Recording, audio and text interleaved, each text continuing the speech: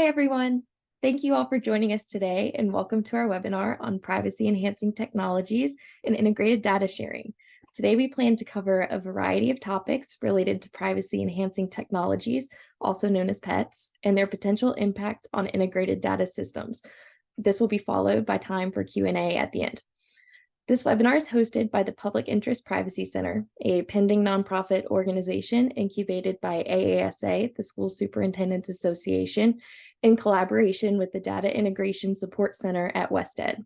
The Public Interest Privacy Center equips stakeholders with the insights, training, and tools needed to cultivate effective, ethical, and equitable privacy safeguards for all children and students. The Data Integration Support Center at WestEd provides expert privacy, policy, and legal assistance for public agencies nationwide. My name is Morgan Lefwich, and I will be moderating today's discussion. I'm joined today by two data privacy experts, Stephanie Straus from the Massive Data Institute and Michael Hawes from the U.S. Census Bureau. I will now turn it over to them to briefly introduce themselves. Let me start with Stephanie. Thanks, Morgan. Hi, everyone. I'm Stephanie Straus. I'm a policy fellow at the Massive Data Institute at Georgetown. Excited to be here. Hi, and thank you, and good afternoon, everyone, or good morning to those from points further west. I'm Michael Hawes. I'm a senior statistician for scientific communication at the U.S. Census Bureau, and I chair the Federal Committee on Statistical Methodologies, Confidentiality, and Data Access Committee. Awesome. Thank you both for joining me today. I'm so excited for your presentations and to learn more about pets. With that, let's get started with today's first presentation, and I'll turn it over to you, Stephanie. Thanks, Morgan.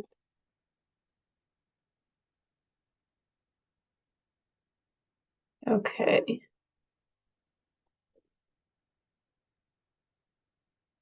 Can you all see my slides? Great. Okay, get started. So, hi, everyone. My name is Stephanie Straus. I'm a policy fellow at Georgetown's Massive Data Institute, and I am here to talk about privacy-enhancing technologies and how they can be used in integrated data systems. So what are pets? What are pets? What are they protecting? This is the agenda item that we are going to start with. I'm going to go over high level what they are, and then we'll get into some examples. The state of data privacy today. So what is currently being done typically in integrated data systems and government agencies, and what more could be done, and how does that differ than what pets offer? What are some of the common pets? What are their definitions? What are examples, and who's using them? What are the barriers to using pets and to implementing them within your existing data infrastructure? And then what are some aligned initiatives and crosswinds? So what are pets? Pets is a group of cryptographic techniques, and they typically increase data protection and the privacy protection of the subjects within a data set while still allowing for the utility of that data. They also, you may have heard them be referred to as privacy preserving technologies or privacy enhancing technologies. And they use cryptographic techniques, meaning encryption of the actual data itself or identifiers within the data or the whole data file in transit, at rest, while being analyzed, but also use automated access controls and noise infusion. So the whole group of pets can refer to any of those sort of techniques to protect the data from threats of re-identification. And so I want to iterate that pets are not changing like how you do data provisioning, how you analyze data. The statistical models and methods are still the same. But what they are is that it's just a safer and more secure way to analyze, link, share, post data, etc. And I'm sorry, the recording banner is in the way. If I exit full screen, can you all, let me see. I don't know how to do that. Okay, never mind. I was going to adjust my screen. Okay, so what needs to be protected? A lot of my research involves education data and education data owners and pets, but a lot of this is relevant, I believe, to the various government agencies and different fields that people work in who may be watching this webinar. So there's personal information, that's your, social security numbers, date of birth, et cetera, about the individuals in a data set, and then group and place data. So in education, this could be what school does this individual go to, what district do they belong to, or what sort of demographic characteristic group do they belong to in terms of race, ethnicity, are they a student with disabilities, and so on. Historical and generational data, that can be in the education, social services, workforce space. That's often longitudinal data following someone from cradle to career. And that involves a lot of sort of siloed data sets to be linked. And generational data, if you're looking at upward mobility, doing a study in that, for example, you might have individuals and then looking at their children, and you have to think about protecting, those people across the generations. And then inputs and outputs, I'll get into this a little bit more in future slides. Okay. So what is the current state of data privacy across many government integrated data systems? So the sort of standard is one way to make sure that your data is not misused or that there's no re-identification of data subjects is to just lock your data down. You don't trust anyone, you don't, do any more sharing of the data or allowing access to the data than what already currently exists to complete your necessary and possibly legally mandated tasks.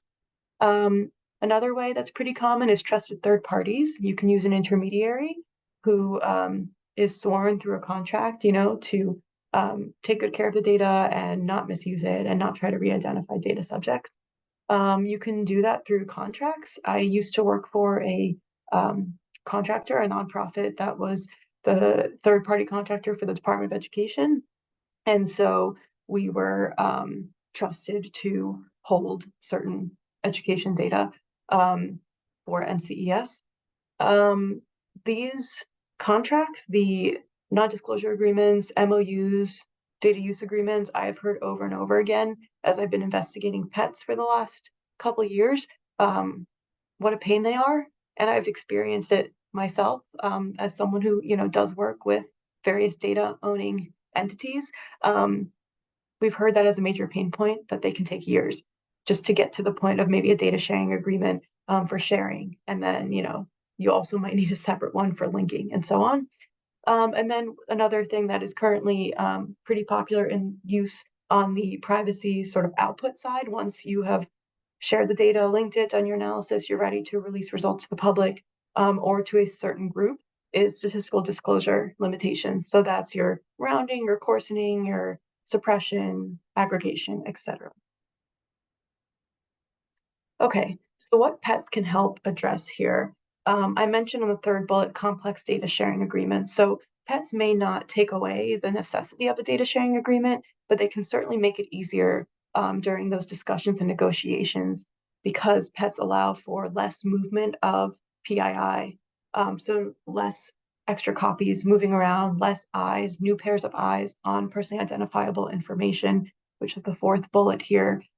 If you're using a pet to encrypt or hash some of those identifiers or protect that information through automated access controls or noise infusion, that can hopefully get through some of that potential barrier. Distrusting parties at the top. So I experienced in a demonstration I did for NCES at the Department of Ed, even within a statistical wing of an agency, there are silos within that. And so it can, you have distrusting parties who are under the same, umbrella agency who do not want to share their data with one another. But pets can really help fill certain knowledge gaps and answer important questions either for service delivery or compliance or policy and research evaluation. And so there's something that, can fill certain gaps there. And then re-identification risks, as I mentioned a little bit with the output side, they help reduce the chance that those individuals in the data can be re-identified. So input versus output privacy. I've mentioned that here and there in a couple slides, but I wanted to explain what I mean by that. So we think of pets sort of dividing it, my team and I, across input and output privacy. And the input side is when you are sharing the data, when you are hosting it, when you are in it, analyzing it, etc. How to protect the data from unauthorized access or breaches or anything like that while you are using the data, while it's in transit, etc. Output privacy is the results of that data. So once you have tables, figures, graphs, aggregate statistics, etc., and you want to release those, maybe to the general public, maybe in a report to someone in your agency or higher up the chain, up your agency to a larger group of people, what do you do to make sure that you're reducing the risk of re-identification? So here are some of the major privacy enhancing technologies divided across input and output privacy. We will not cover all of these, but I will get into some of the more popular ones. I also wanted to point out under input privacy, you can see intermediaries in the third row. There are plenty of ways to protect data throughout the input and output side of the data lifecycle there that are not pets. And so I'm not here to say that, you must use pets. If pets fit one of your data needs or gaps and help you get through some of those barriers to, increase data insights and evidence for policymaking and all of that, and help improve your operations, then, I hope that this talk can help you consider integrating a pet where needed. But as shown under output privacy as well, I have traditional SDL there, statistical disclosure limitation. What you are using might be enough and meet your needs in terms of protecting the data subjects in your data. So about 2 years ago, my team and I conducted a landscape analysis within the education data world to look at pets within education data owners. We spoke to about 40 interviewees across academia, federal, state, and local government, data intermediaries, research centers, etc., chief data officers, and asked them, what do they know about pets? Do they know about them? Are they using them? Would they like to use them? How are they currently protecting their data? And are there certain gaps that they have in knowledge that they would like to fill?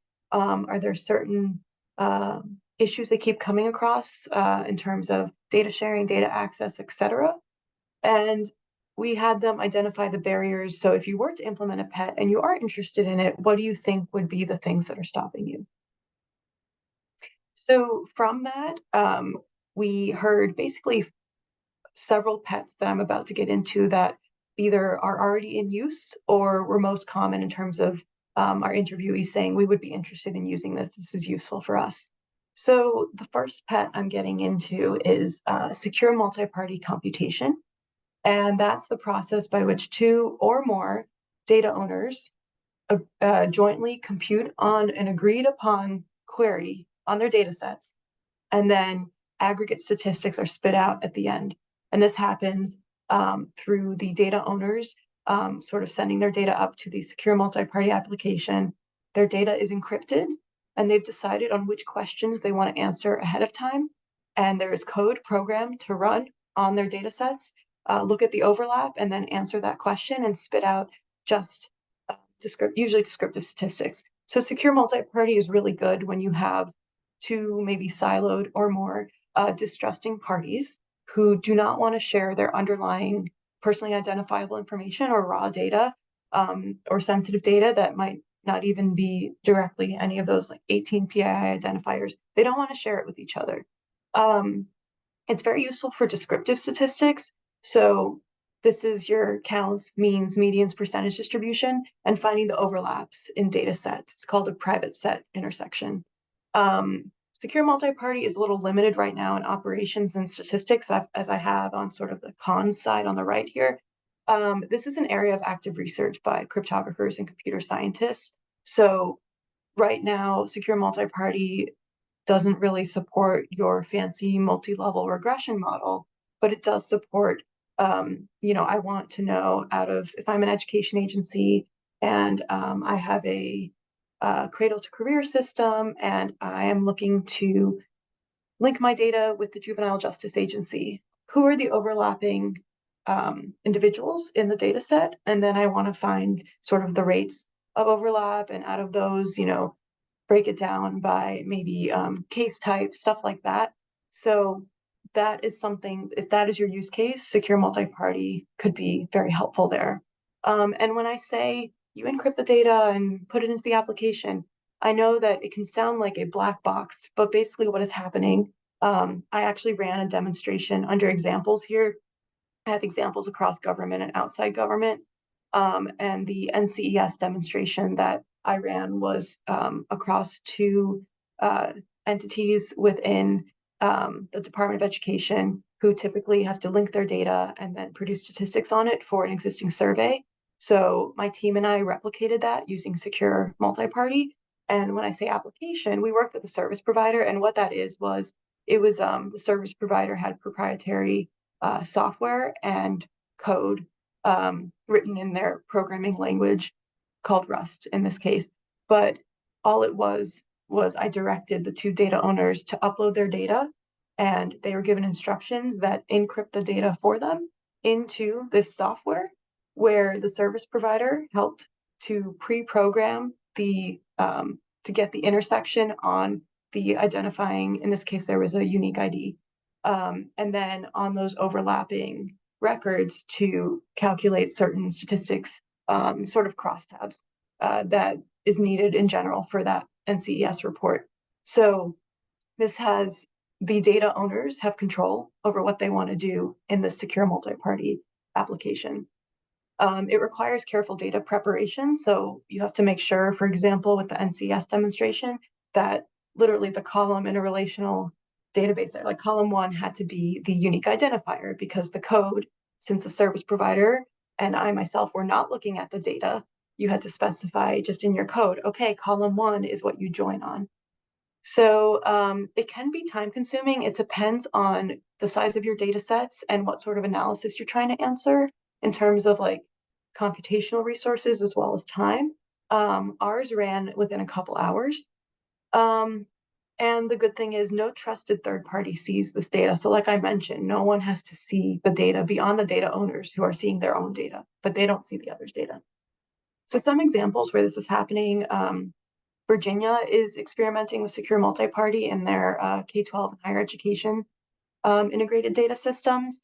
One of the most popular and common examples is Boston Women's Workforce. This is actually an initiative out of the mayor's office that they're still doing right now that combines way more than two distrusting parties. This is many companies, private companies throughout the city who want to help reduce the gender wage gap, but neither of them wants to expose themselves as potentially having a gender wage gap and sharing their like micro level data. So they use secure multi-party to look at sort of how the city is doing on average for these private companies and their earnings across, gender. And Allegheny County has a really good example of a secure multi-party demonstration across human services agency that also links to incarceration and mental health data as well. And DARPA and IARPA have been using secure multi-party for years. So the next pet, this is the second out of 4 I'm going to get into, and a lot of you may already be using, is a secure enclave. And what this is, it's a virtual computing environment that just allows authorized users to access. And you can have data in there. You could even have like certain tools, services, applications within this enclave. And this enclave is typically isolated from the computer, the CPU. And the memory is stored separately. And this can be used for external researchers who want if you have de-identified data and you want to allow those who apply and are approved to come use the enclave, it's a safe space where they can do that research. It supports open-ended queries. So unlike secure multi-party, you can run your fancy regression models in there. The users cannot download or extract any data without permission. So you could, if you'd like, you could program your enclave and allow those to take it out. But typically the default is that no one can take out data or results from the enclave.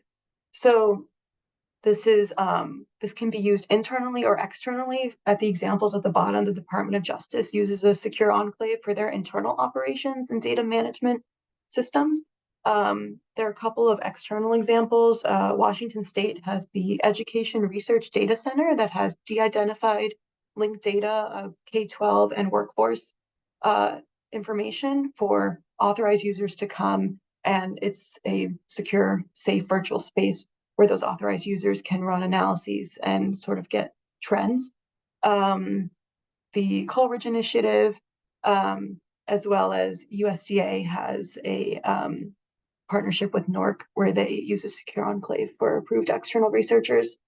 Under the cons side here, I have a trusted third party sees the data. This is not necessarily true. You could have you yourself as the data owner setting up the secure enclave, but if you have someone else, I just wanted to clarify, if you have someone else doing that for you, then they might have to see the data and clean it and strip it of identifiers and then put it in the enclave. But that is something that data owners can do themselves. You could have users potentially seeing sensitive data if you put sensitive data in there. So again, it depends, what you choose to put in the enclave. Okay, secure hashing. So this is another one that some of you may already be using, and it's popular, so you likely have heard of it. It is also known as privacy preserving record linkage, PPRL. And what this is there are algorithms, secure hashing algorithms that replace your sensitive information or an identifier with a hash, which is a random string of characters. Think like for the S in my name, you put a $sign, for the T, you put a 2, for the E, you put 3 4s or something like that. And it can be used to link across data sets. So it is not reversible. I know there are organizations, agencies who may encrypt data in transit, and then that's decrypted once it gets to the second data party, for example, who's supposed to see it. They decrypt it, and then they see the sensitive information. In this case, those hashes stay in there. There are actually NIST approved secure hashing algorithms on their website. They continually update what is recommended to be used in terms of like keeping up to date with reconstruction attacks and all of that sort of the computer scientist stuff there. But there's secure hashing algorithm 1, for example, has been recently discontinued because it's not strong enough anymore to fight against potentially re-identification attacks. But there are NIST approved algorithms, and that is something that can help. And I have heard from those like service providers and data owning entities that having sort of a federal government stamp of approval on secure hashing really helps them get those DSAs signed and negotiated much quicker, because that brings people to the table a little faster and in an easier way. It does not address output privacy. So similar to Secure Enclave back there, I had that does not address output privacy bullet for a couple of these. When we're talking about these pets that are on the input side, it's important to keep in mind that, once you have your statistics that you used from your securely hashed data set, you still have to protect them. And you can, combine secure hashing with, let's say, your traditional SDL methods. You could combine it with another pet. You can mix and match. But yes, because you're addressing the input side, there's still the output side. So I just wanted to put that out there. Examples of secure hashing. So Tulsa has the birth through 8 strategy called BEST. That is a compilation of tens of agencies following children throughout their lives, early childhood and prenatal care. And they use secure hashing to link and do record, confirm the records and the entities of all of the children across the data sets. The Georgia Policy Labs also uses secure hashing for their Department of Education as well as social services industries. There are a couple of examples in healthcare. The N3C system at NCAP for translational science has a really cool example, and I'll share these slides at the end so you can, click on these hyperlinked examples. During the COVID-19 pandemic, they needed data fast from many medical institutions and electronic health records, and they still use PPRL secure hashing to do entity resolution across those various data contributing agencies. and to get a system there that unites the data. So it is pretty commonly used, and I'm sure by the time I do this presentation next, there will be even more examples. Okay, so differential privacy. This is an output pet in comparison to the other three that I've been doing, input pets. A lot of you probably already know what this is. The 2020 census put differential privacy on the map more so than it was beforehand. But just to get us all on the same page here, differential privacy is a way to noise up the data. It's a mathematical formula, a mathematically guaranteed formula of increasing the privacy of the individuals within the data. And there's a parameter called epsilon that you can sort of tailor to your needs. And that is the trade-off between privacy and accuracy. So you can set your equation to go further away from the original data and add more noise, as it's called.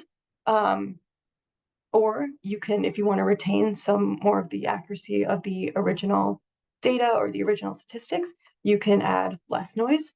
And this is a mathematical guarantee. I've seen the equation. Computer scientists have explained it to me. I'm not a computer scientist, but what I will tell you is that something that they emphasize over and over again for differential privacy is that the goal is that you take any individual out of a data set. Differential privacy allows for basically there is no change in the trends of that data set that could allow you to trace that to an individual or say, oh, this data set looks different now. You must have taken Stephanie Straus out. So differential privacy is very useful for when you are releasing statistics to the public, for example, and you want to make sure as best as your ability that the original data subjects cannot be re-identified. It's useful if you have known queries. So, this is something where I'd recommend if you are calculating certain statistics like year to year and you have a benchmark sort of what you're expecting, then you can also, as you play around with the epsilon parameter and see how much noise you want to add and you calibrate it, it's good to have sort of like a benchmark for what you're expecting.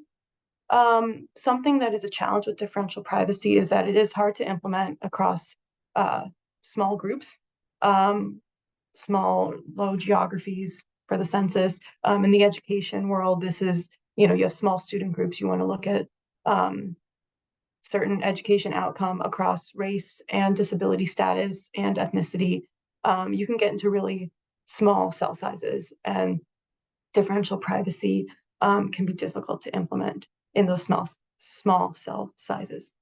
And then similar to what I said before for the other three pets, but on the flip side, there's no input privacy. So you still have to think about what you are doing, when you are in the data, or who's sharing it, who gets access to it, and what are they doing with it and where. There are certain examples of differential privacy. Of course, industry like Google, Apple, Facebook is working on it. The census. Oh, thank you, Mike. Yeah, thank you for clarifying. The Mike is a DP expert, and I am a DP dabbler. So there are certain examples in federal government, in industry, and then of course the 2020 census, and then the two first examples I have here are education data linked with workforce data, and then noised up with differential privacy before those statistics were released to the public tool. And so the first one, the post-secondary employment outcomes, is a partnership between education and census, the LEHD data, and then the college scorecard is a partnership between education and IRS for earnings information, and both of them provide salary earnings information on U.S. institutions or U.S. post-secondary institutions, sort of see how much bang you get for your buck, which is very useful and can be made public in part thanks to the differential privacy that is employed for both of these. Okay, so here I have a graph across usefulness and how widely or not widely used PETs are.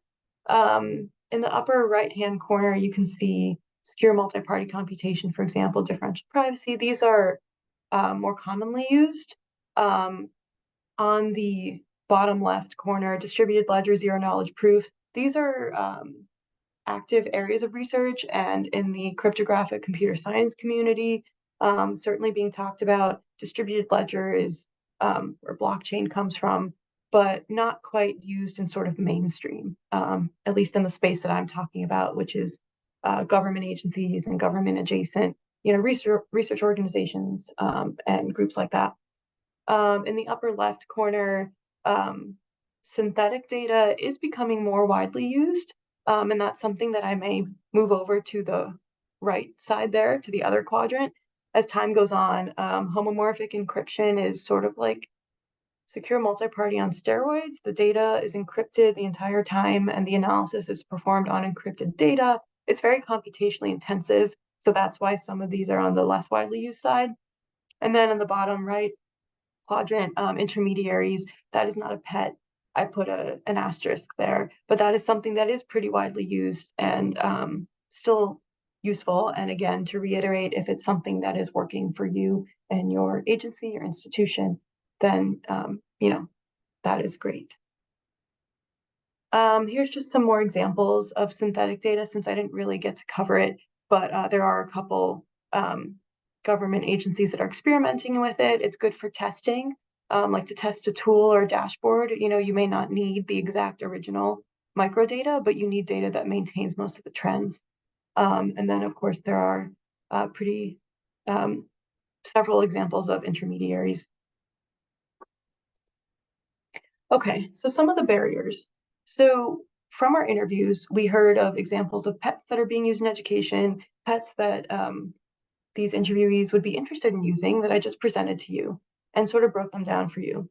So when we asked what would be the barriers to actually implementing a pet within your organization, agency, and actually sort of like weaving it into your everyday data infrastructure, we heard buckets of barriers. The legal barriers, so there is the concern of violating data privacy legislation. In education, this is FERPA, as well as any state-specific data privacy laws, and health, that can be HIPAA. And so we heard a lot of fear around that. And I have the bullet there, not enough yes lawyers. It would be great if each agency had a lawyer who is ready to, say, well, maybe, let's see, instead of no immediately, because no is the safer answer. This is an active area of research, and I welcome any thoughts, that anyone has, whether the conversations after this webinar or questions in the chat, etc. But individuals that I've spoken to, groups, are also asking these same questions. How do pets fit into FERPA, HIPAA, the Privacy Act, etc.? And so that is sort of an ongoing area of conversation and something to consider, especially since it's ongoing, it has a question mark around it and often defaults to being a barrier.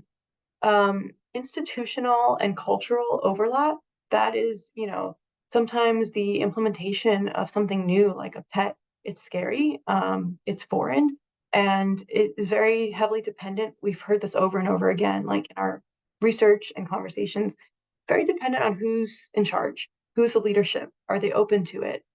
We've heard of projects that were about to take off and then got stalled or completely just put on the bench and sort of forgotten about because a new leader came in and they didn't know what this was. They weren't on board, the predecessor agreed to it. There's also, cultural sort of inertia. Why would we fix something that isn't broken? We don't have the expertise.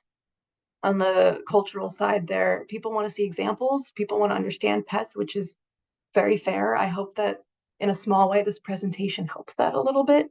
But there's no incentive to change if there's no sort of mandate coming from up above.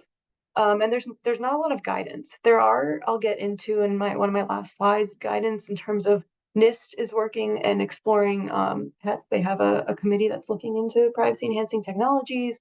As I mentioned, they have approved secure hashing algorithms.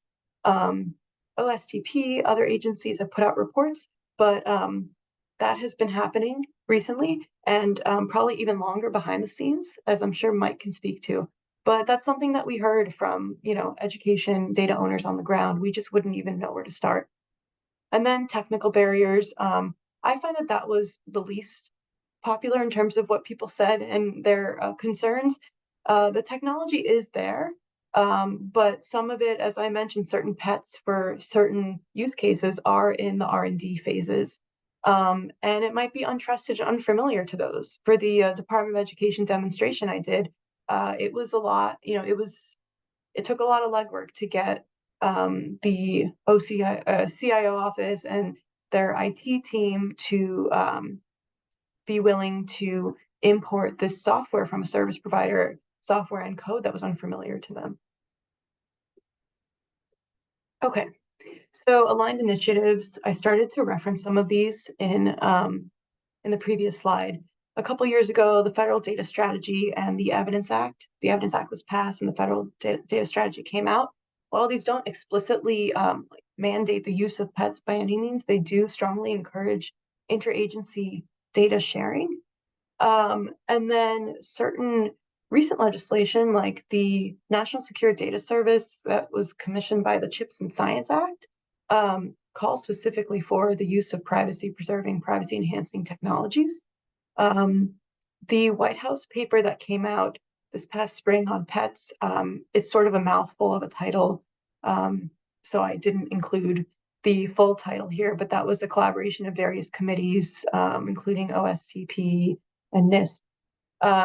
It's one of the first times I've seen something like this come out of the White House, and it's really exciting.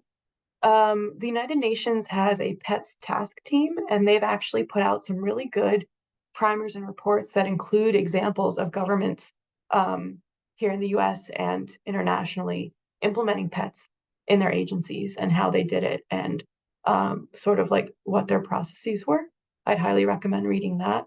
And as I mentioned, NIST has an entire privacy enhancing cryptography project, and they're at different stages for the various pets, like secure hashing and those algorithms. That's pretty far along because those are already NIST approved compared to something like, zero knowledge proof or secure multi-party. They put webinars out, they're researching them. I've attended some of those webinars, so I'd also recommend checking that out. And then there's some other pieces of pending legislation that directly call for the use of pets, and some of them specifically cite, like the student right to know before you go, specifically cite secure multi-party. So this is something, a trend that I hope, keeps on growing. And finally, crosswinds to keep in mind. Breaches and ransomware are on here more in the sense of because there are data breaches that might make agencies more reluctant to adopt something new. Pets can, help increase the protection and reduce the risk of, some hacks and data breaches from happening, just due to the fact that it's reducing the movement of PII and the copies of PII that exist, and reducing the number of people who have access to the sensitive microdata. Hype, I sort of think of as how pets can be tied into AI conversations. AI conversations get, naturally bring up concerns, at least in the education world, about biometric face scanning and sort of the scary side of these advances. Pets are not artificial intelligence, but I think sometimes in the discourse, there's they get lumped in together, and what we don't know can sound scary. Disaggregated data for equity. So this applies beyond like outside education, but using education as an example, sometimes you do need to drill down into student groups, and those student groups can get pretty small. And that's an area that of active research in pets, like I mentioned, the sort of struggles with differential privacy with small cell sizes. That's sort of like an open question. How can we still make sure to get these important data, data trends, statistics, but still protect the identity of those in that data? And then finally, staffing and funding is something that we heard over and over again. My hope is that, as pets continue to become something that are talked about more and written about and published about and studied, in the federal government and across all levels of government, that staffing and funding will be less of an issue. Because something I heard, in my interviews from 2 years ago were, we don't have the staff to do this. So if you want to, pay my staff time, and same with funding, then sure, I would love to implement this. And we hope that it's something that can move beyond needing to sort of lean on philanthropy or something to fund this, but instead can be one day part of like the mainstream data infrastructure for agencies and institutions. So thank you. That ends my presentation. Feel free to reach out with any questions, and I have linked our reports here. Thank you so much, Stephanie. That was really great. And I will turn it over to Michael.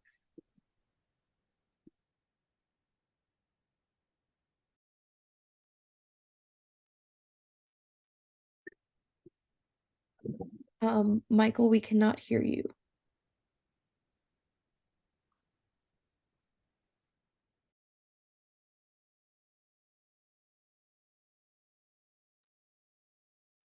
Can you hear me? Okay, so can you say something so I can tell if I can hear you, because I didn't have audio before. Yes, can you hear me? Okay, so I am operating in the blind here because apparently you can hear me, but I cannot hear anybody else. So, all right, so here we go. Let me share my screen.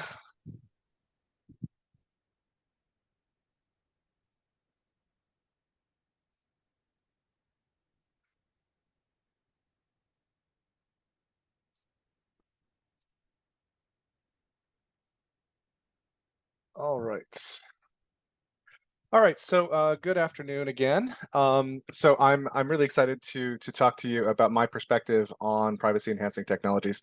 Although you'll notice my title here, I don't use the term privacy enhancing technologies, and that is by choice. I am a big fan of many of the emerging technologies that are often lumped into the term PETs, but I often tend to avoid using the term because, at least from my experience, there's no kind of consensus definition of what a pet is. Stephanie offered the one that they're all based on cryptographic techniques, and while that is often the case, not all technologies that are considered pets necessarily rely on cryptography. Synthetic data is a good example there, and there are some kind of promising technologies that I think don't get lumped into the pets definition as often, but that I think should be. And so if you ask any number of kind of people involved in this space, you'll often get different lists of what is or is not a pet. So I like to think of these as emerging technologies, and we'll talk more about that in a second. So what is the challenge that we're trying to face when it comes to protecting data, either when you're sharing it or particularly, at least from my experience, when you're trying to publish the results of an analysis? We've known kind of conceptually since the 70s that anytime you want to release any data that's derived from a confidential data source, there's going to be some level of disclosure risk. The Federal Committee on Statistical Methodology published back in 1979 that the release of any data usually entails at least some element of risk, and a decision to eliminate all risk of disclosure would curtail statistical releases drastically, if not completely. So we've known this intuitively since the 70s. We've known this kind of mathematically since the early 2000s. Diner and Nassim in their famous treatise that then became known as kind of the database reconstruction theorem, or the fundamental law of information recovery, says that anytime you release any statistic that's calculated from a confidential data source, you're going to reveal or leak a tiny amount of private information in the process. If you release too many statistics too accurately, you'll reveal all of the underlying confidential data. So this is the challenge that we have to kind of work against. What that means in the context of pets is that there is no free lunch. There is an inescapable triple trade-off between the amount of data that you want to publish, the accuracy or utility of the data that you want to release, and the degree of privacy protection. This is an inescapable trade-off, and no matter how good the pet is, it's not going to solve this for you. You are going to still have to deal with kind of balancing how much data, how accurate the data, and how well protected the data is going to be. So pets are amazingly good technologies for helping you navigate this trade-off, but they don't solve the trade-off for you. You still have to face this reality. Any technique, essentially, that you use to protect confidentiality is going to impose consequences for availability and accuracy. And you can maximize on any two of these dimensions but only at profound cost to the third. And so this is what a lot of the challenges you'll see in implementation of particularly output privacy technologies, that they have substantial implications for one or more of these dimensions.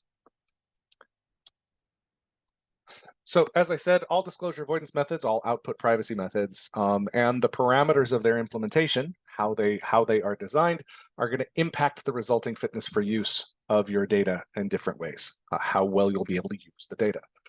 So as agencies, when we want to kind of ensure that the data that we are sharing or releasing is properly protected, we have to be very deliberate in our selection of the various methods and technologies we use to make sure that the data that comes out of this meets its intended uses or intended use cases. And that requires substantial subject matter expertise. Often it requires extensive research and evaluation, and it very frequently involves extensive kind of communication engagement with those who are going to be using the data that you want to put out in the first place. Now, this is where privacy enhancing technologies writ large, or emerging technologies as I call them here, can really be helpful.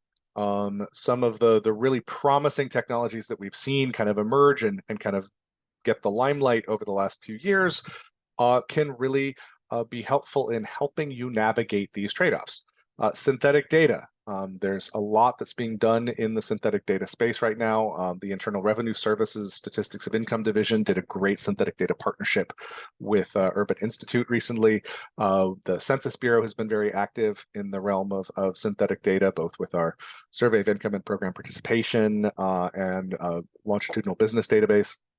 We're also researching ways of developing new synthetic data that could be combined with verification and validation servers to help replace some of the more kind of privacy risky public use microdata files that are out there. So synthetic data have a lot of promise.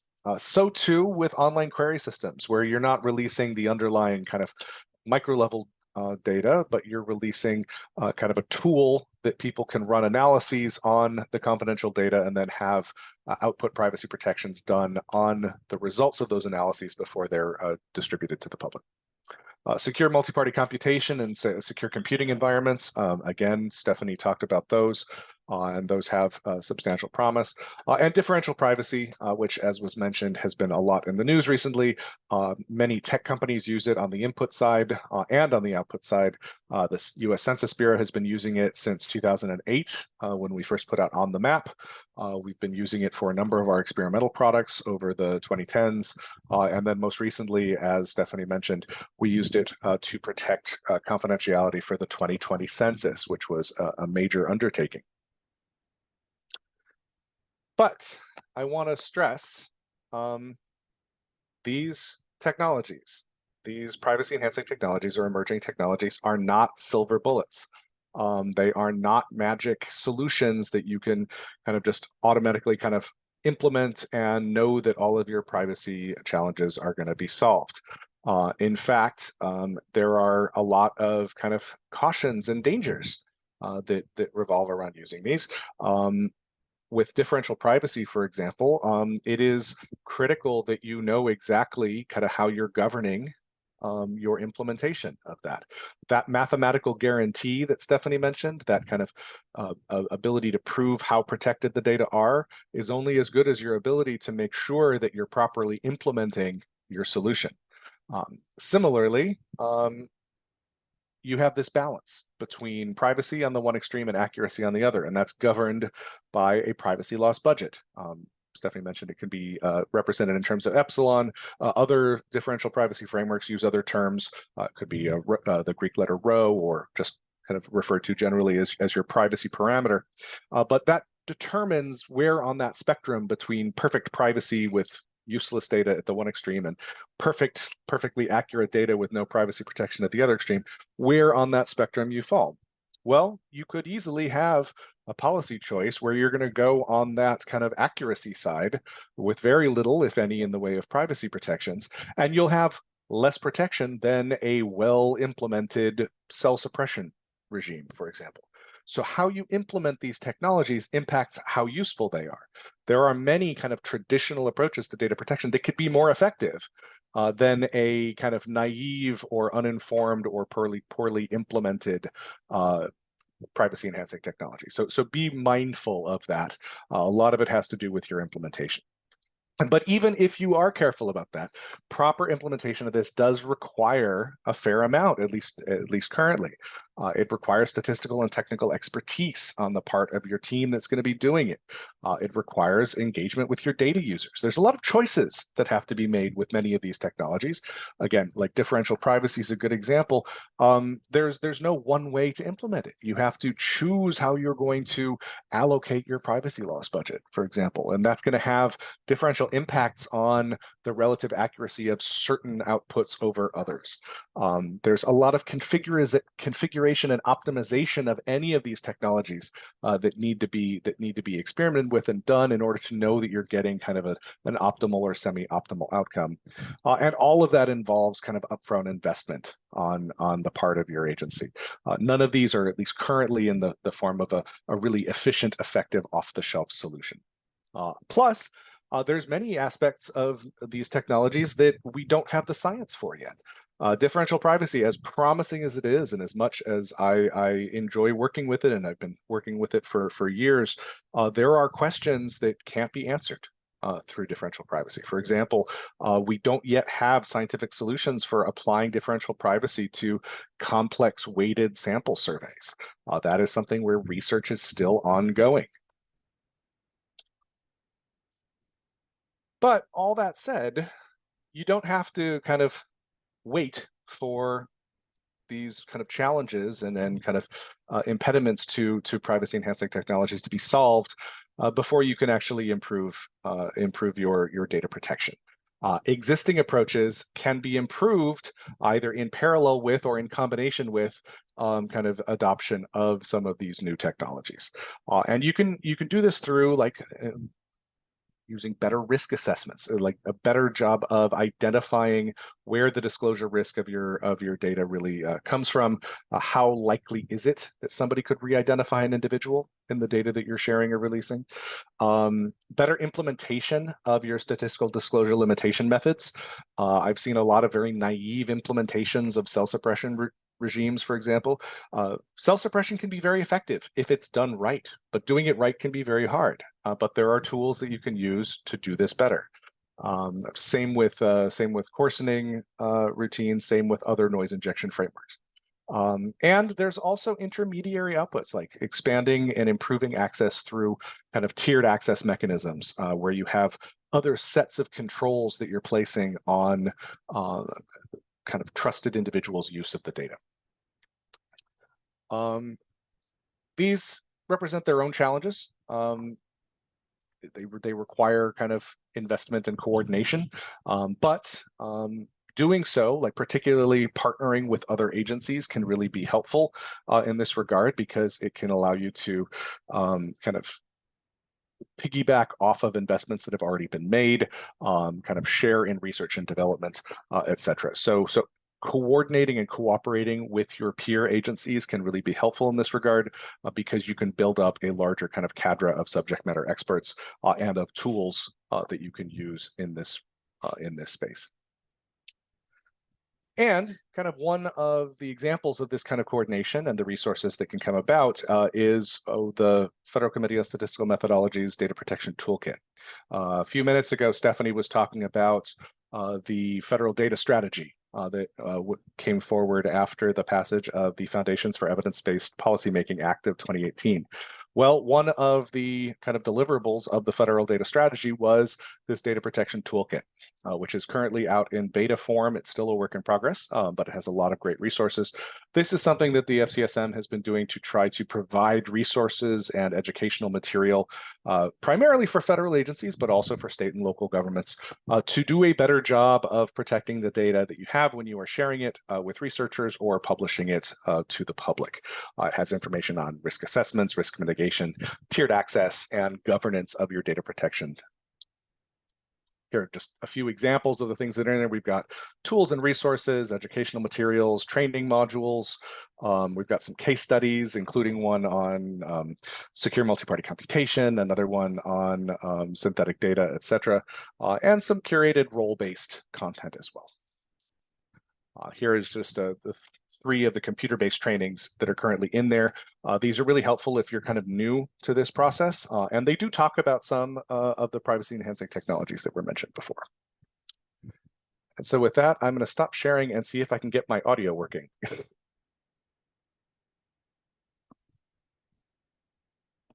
Sounds great. Thanks, Michael. And while Michael is working on his audio, if anyone in the audience has questions, if you could go ahead and put them in chat or the Q&A, that would be wonderful. I'll give you a minute to do that.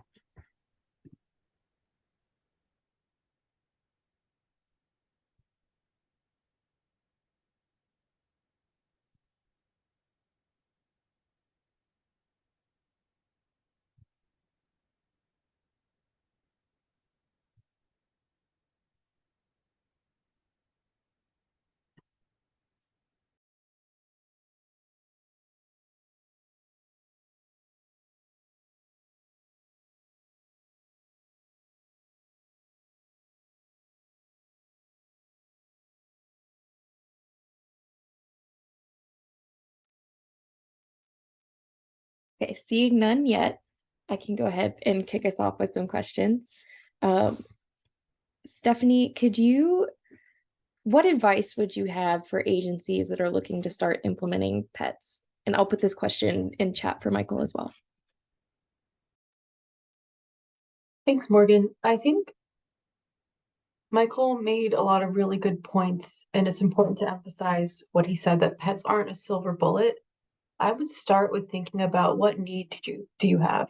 Instead of starting with a pet and back into it, start with what are some of your data gaps, data needs. Are you having trouble where you are really trying to link with an outside agency or maybe another entity within your same agency, and they are just not willing to share, and the reason they're not willing to share is because they don't want to share their identifiers with you or anyone else outside of those who are approved. Then you could kind of, the logic as follows, then, okay, well, that is my data need. What pet can help with that? That could be maybe secure multi-party, that could be secure hashing. And then think about what exactly am I trying to answer? So with the data then, is it really the identifiers that are the issue? Is this something that descriptive statistics is good enough? Or do you need sort of like more complex analysis? How much funding do you have for this? How much, are you going to use a service provider? There are some open source solutions. And to Mike's earlier point, do you have the expertise on staff to implement an open source solution? Do you need a technical advisor? So I would start with sort of like a data needs assessment and start with your use case, and then see if what you have, like to understand what you have, why it isn't currently working. And what could be a good place to start? Start with one pet. You don't have to boil the ocean here. If I could elaborate on what Stephanie was saying, I'm always cautious when people start with I've got this great new tool, how can I use it? As opposed to, I have this problem, what tools are out there that can help me fix it? I'm very cautious when I see kind of, particularly like mandates come from above saying you must use this particular technology, just because it's possible that technology isn't the best suited solution. We saw something similar several years back with blockchain. Blockchain was this great new technology that everybody was excited about, and so everybody was trying to see, how can I leverage blockchain to make my program better? But in many cases, that wasn't a technology that was that well suited for some of the problems they were facing. It was a tool in search of a problem. So I would start at okay, do a kind of risk assessment of your data sharing and data release kind of portfolio. What are the pain points? There's never going to be something, as I mentioned, there's never going to be a risk-free landscape. If you're doing any data sharing or any data release at all, there's always going to be some risk. But we operate in this risk mitigation framework. So where are the risks the greatest? And if the risks are greatest in areas where one of these pets could provide a relatively easy, efficient solution for kind of reducing that risk, fantastic. In the Census Bureau's case, that's what we did with the 2020 census. Was we realized that the privacy protection methods that we had used for the 1990, 2000, and 2010 census could no longer kind of keep pace with the specter of database reconstruction. And like we were like kind of desperate to find a solution that would allow us to protect the granularity of the data that we were publishing. And differential privacy gave us that tool. But that was something where like we noticed the risk was there and we had to find a solution to that risk, not the other way around. Okay, great. And we're starting to get some questions in the Q&A. So let me start with this one. Can you provide more practical examples of pets used in education, particularly for education researchers? Sure, happy to. At the end of my slides, I linked to the report on those interviews I talked about, and we have a table on, at least as of July 2021, all the examples that we could find in K-12 and higher education pet use. There very likely are more since then, and some we didn't catch. But to give you a sense, in differential privacy, there's the college scorecard that I mentioned. That is something that researchers can use to look at the sort of the impact of going to one university over another, return on investment of US post-secondary institutions. Education agencies have also used secure hashing and secure multi-party to link across, like for their cradle to career systems, their state longitudinal data systems across those various agencies that you want involved, workforce and social services, maybe juvenile justice, and then early childhood, K-12, higher ed, like all of the data coming in. Instead of sharing those identifiers, it's more of a system where you can link the students and follow them through the course of their lives. And you could provide researchers with de-identified versions of that data in a secure enclave, like Washington State does, for example.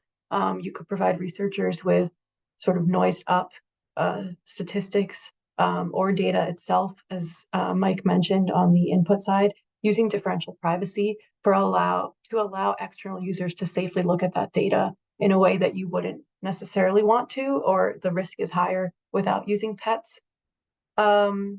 Virginia, their longitudinal data system is using secure multi-party, again, in a similar vein to the secure hashing example I gave, across various agencies to spit out sort of the necessary statistics that they need on like a quarterly or yearly basis. Those are just some highlights, but yeah, I think the report has even more. And then in my slides, there are links to the examples that I gave as well. So I think Stephanie brought up some great examples. Those are some really wonderful ones. I think kind of looking ahead, I think two of the biggest areas I think for expansion of the use of these technologies are kind of on the synthetic data front and on the differential privacy front. I think synthetic data, just because there is such demand for researcher access to very rich kind of integrated data sources, and those are very difficult to protect. And synthetic data, when properly done, can offer an excellent opportunity to kind of fill maybe 80% of those research needs. And that would substantially reduce your overall risk of disclosure. So I think there's tremendous opportunity for expanded use of synthetic data. I think differential privacy has a really good opportunity here as well. And this gets at kind of what the underlying kind of premise of DP is. And that's not every calculation is equally disclosive. Like different statistics carry different amounts of disclosure risk with them. But traditional kind of approaches to disclosure control don't factor that in terribly well. It's much more subjective. So kind of the idea behind differential privacy is that you're able to assess each individual's potential contribution to any calculation or any statistic you want to release, any piece of information you want to release. And by calculating that potential contribution, you then know kind of how much noise you have to add to fuzz or blur that individual's potential contribution to that statistic. In the education context, I think this is really important because the way that we often slice and dice education statistics, both for reporting and for research, it's really easy for small groups of individuals, and particularly small groups of vulnerable individuals, to have a lot of information revealed about them unintentionally. And so having a kind of comprehensive framework where you can track kind of incremental disclosure risk of each of these kind of pieces of information over time and know kind of how much you're revealing about a particular individual in the process, I think is a much more responsible way to be able to ensure that you're not revealing too much about these vulnerable individuals in the process.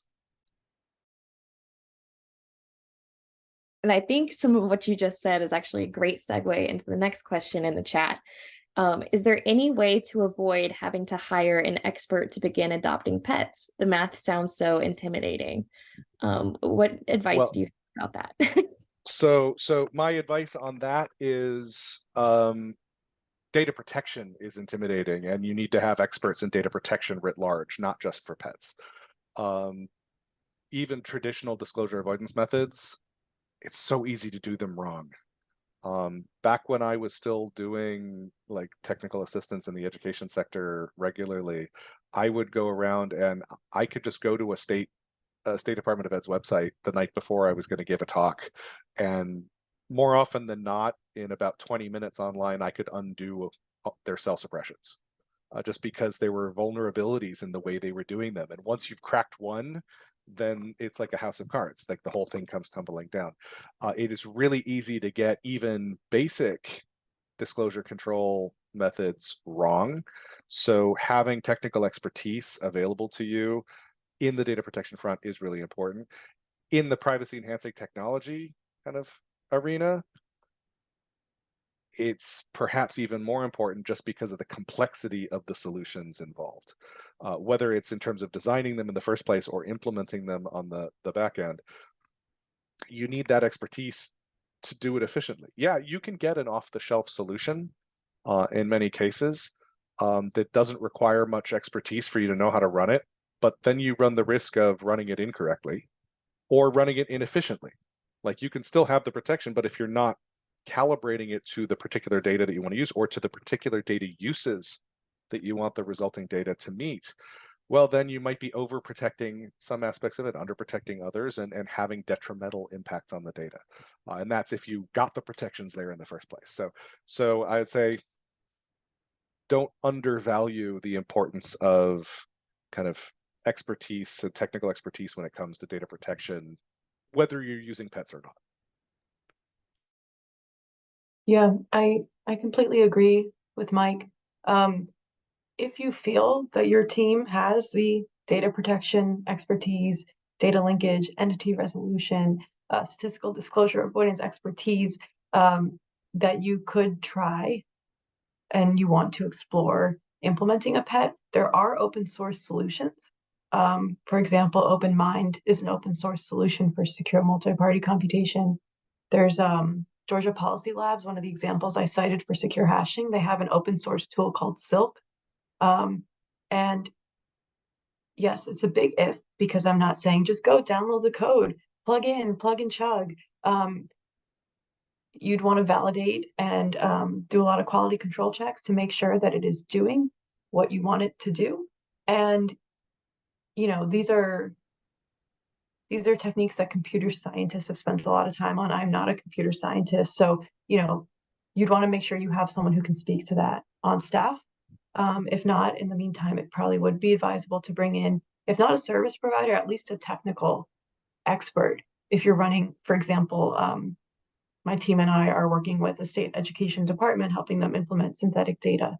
And they are working with an open source solution, but with the technical assistance provider, who can tell them, no, this looks off. I think something happened there in the code. Let's go back. And that provider is not looking at their actual data, but they are providing their expertise in synthetic data to sort of point out where things go wrong. So I hope one day we can get to the like, sure, everyone go ahead, download this open source tool. But in the meantime, yeah, I would also sort of express caution too, to start slowly and carefully. If I could give a kind of concrete example of where an element of caution is helpful. So Stephanie brought up some great examples of privacy preserving record linkage and using hashed IDs in a secure computing environment to perform these kinds of analysis without revealing the underlying data. But anyone who's ever engaged in record linkage in non-secure computing environments knows that even with good data curation on the front end, if you're trying to link two disparate data sources together that are supposed to have a common ID between them, oftentimes that common ID isn't as clean cut as you think it is. And so oftentimes you're going to have false linkages. You'll have linkages that should be there that aren't.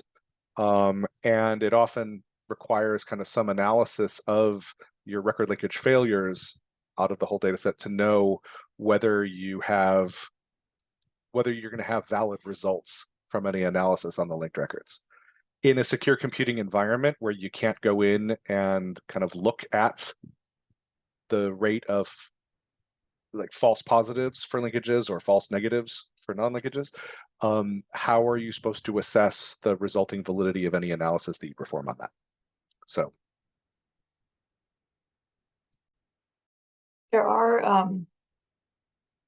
there is some service providers who are incorporating that into their PPRL algorithms, but not all of them. I am thinking of one called Asemio, who's worked with school districts and other agencies, and allows you to look at and assess those linkage match rates, and also allows to sort of fuzzify the match rate, because most agencies aren't just sitting on many SSNs ready to be linked. So yes, I agree with Mike's point that that is something especially to consider. Same thing with secure multi-party. You want to make sure, like, part of one solution to that is the data preparation stage is really important. The sort of pre-analysis before you run anything. You want to make sure that you know what you are asking and you are specifying what you are asking, for example, for secure multi-party, and that your data quality is there.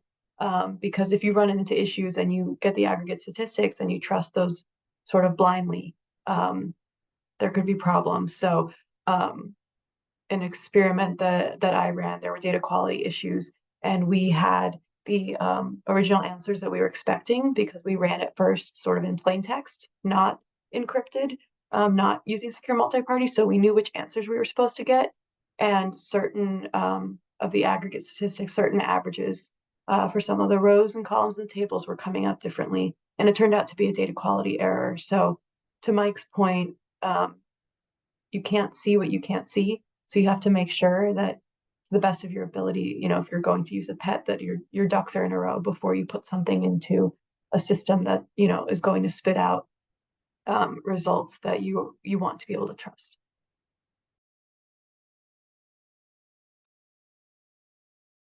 Great. And as we wait to see if there's any more answers coming in the Q&A and chat, you both talked about data quality and accuracy concerns for outputs when pets are applied to de-identify a population. Can you talk about some lessons learned there? know your data users. This, I think, historically, disclosure avoidance, disclosure control, and the process goes by many names, has been kind of done in the back room by technicians and not by policymakers. But as I mentioned in my slides, any application of disclosure control, whether it's traditional methods, whether it's a privacy enhancing technology approach, any application of disclosure control is going to have an impact on the resulting data. And how you implement it is going to impact some uses over others. Even just in terms of your choice of method, but even within the methods, your choice of implementation parameters. Some analyses will be largely unaffected. Other analyses may be massively impacted by it. So kind of responsible disclosure control requires kind of knowing what the intended uses of the data are going to be, and then evaluating what the potential impacts of your disclosure control on those uses are going to be. In the case of, I'll go back to the 2020 census just because it was such a major undertaking for us, that required a lot of back and forth with our data users. We were putting out demonstration data files. I think we did 9 in total over a 3-year period to let data users kind of go in and say, okay, with this set of parameters, how would my use of the data be impacted? And then we'd go in and we'd fine tune and change those parameters a little bit and like put out another demonstration product and let people kind of evaluate, oh, okay, well, now it's better over here. We lost a little bit over here. And then evaluating, okay, these are the sets of use cases that we're really trying to ensure sufficient fitness for use for. So yeah, stakeholder engagement, know your data users, know their uses or intended uses of the data. That is going to be the key to picking the right approach and implementing it correctly. Absolutely. Stakeholder engagement, community engagement. Census did a really good job for the 2020 census and putting out materials on differential privacy and meeting with groups way ahead of time. During the demonstration that I conducted at NCES, something that was really helpful and was important for our partners at NCES, who typically run the analysis, without pets, or something that was important there was explaining it to them in clear terms, and whether it's differential privacy and census, and you want to explain it to the whole country at some point, or it's an internal project and I'm explaining it to agency staff. My team and I made diagrams. We really had to invest a lot of time and materials in having people understand why they're doing this, which makes a lot of sense. And once we could explain that clearly and not, you don't want to necessarily bring in a computer scientist to explain it unless they can explain it in real people's terms. These topics are complicated and complex. And so I agree with Mike's point that a lot of times it's like technologists making these decisions, but the policymakers also need to understand what's going on, and the public needs to understand what's going on. And data analysts who don't have a background in cryptography need to understand what's going on. So sort of making it like plain language, like how our presentations did today, I hope, is something that's key to getting people on board and doing it in a way that has everyone, feeling involved.